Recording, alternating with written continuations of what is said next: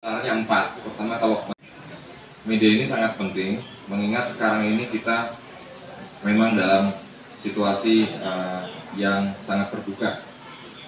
Namun kami juga mohon bantuan karena media juga memiliki peran dalam menciptakan situasi kamtipmas yang kondusif.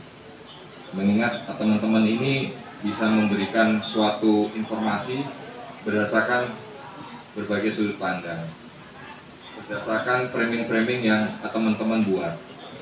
Jadi saya juga mohon kerjasama dalam hal ini. Saya juga nanti juga mohon kritik media juga sebagai alat kontrol kita.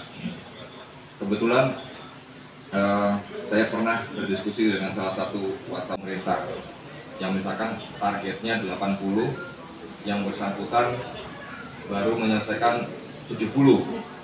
Kalau beritanya organisasi X telah mencapai target 70 dibandingkan dengan judul berita organisasi X baru mencapai 70, tentu asosiasinya sangat berbeda meskipun materi dan substansinya sama.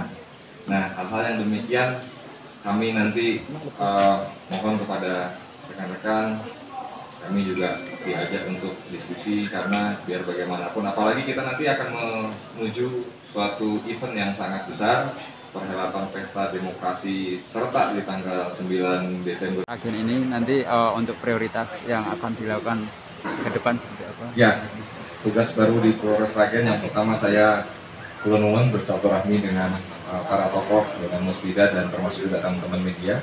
Kemudian yang kedua, kita akan menghadapi sebuah pesta demokrasi yang sangat luar biasa. Kenapa saya bilang sangat luar biasa? Karena kita berada dalam kondisi pandemi COVID-19 yang belum berakhir.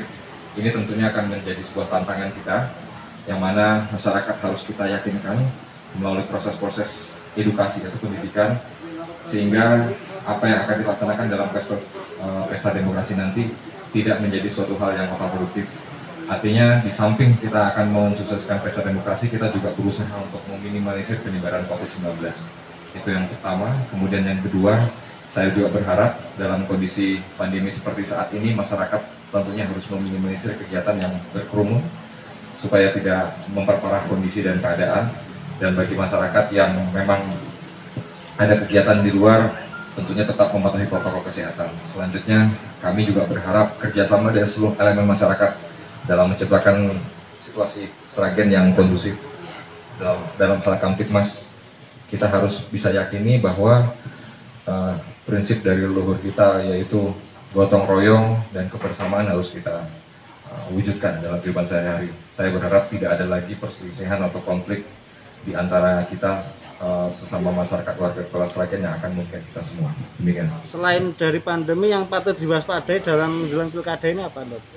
Selain pandemi, tentunya juga adanya kegiatan-kegiatan yang sifatnya hasutan, ujaran kebencian, kemudian yang provokatif mengarah ke tindakan-tindakan negatif seperti perusakan dan sebagainya. Ini kami juga memohon kepada teman-teman media untuk bisa membantu.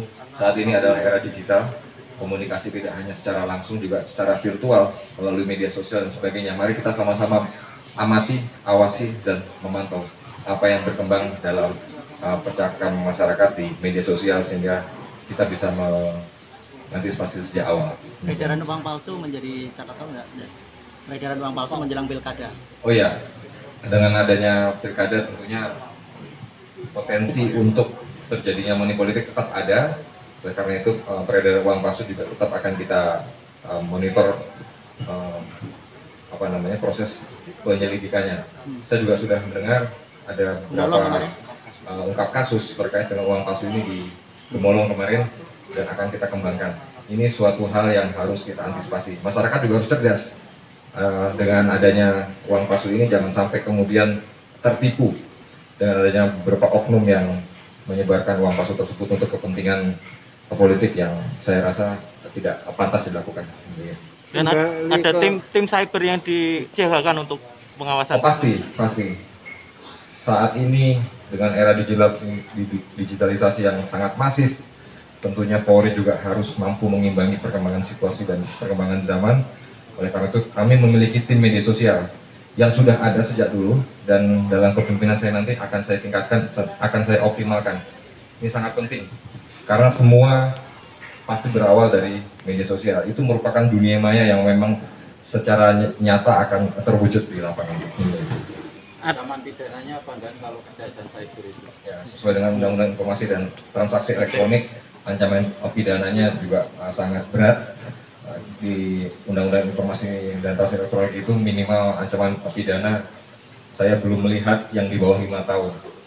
Pasti di atas 5 tahun semua, karena semuanya berpotensi untuk menimbulkan suatu gejolak sosial yang kerugiannya sangat besar. Sudah Artinya warga ada contoh kasus dan di Sragen. Sementara saya belum dapat laporan untuk adanya kasus yang terkait dengan Undang-Undang Informasi dan Transaksi Elektronik. Artinya warga diminta untuk lebih bijak menggunakan. Ya, bijaklah dalam bermedia sosial, karena jarimu adalah harimaumu. Jangan sampai kita kemudian terjerumus dalam suatu permasalahan hukum yang seharusnya sangat mudah untuk dihindari. Yaitu dengan cara bagaimana kita bisa bersikap beretika. Nah, ini perlu juga kita tekankan kepada masyarakat bahwa kita wong Jawa itu harus saling menghargai satu sama lain. Demikian.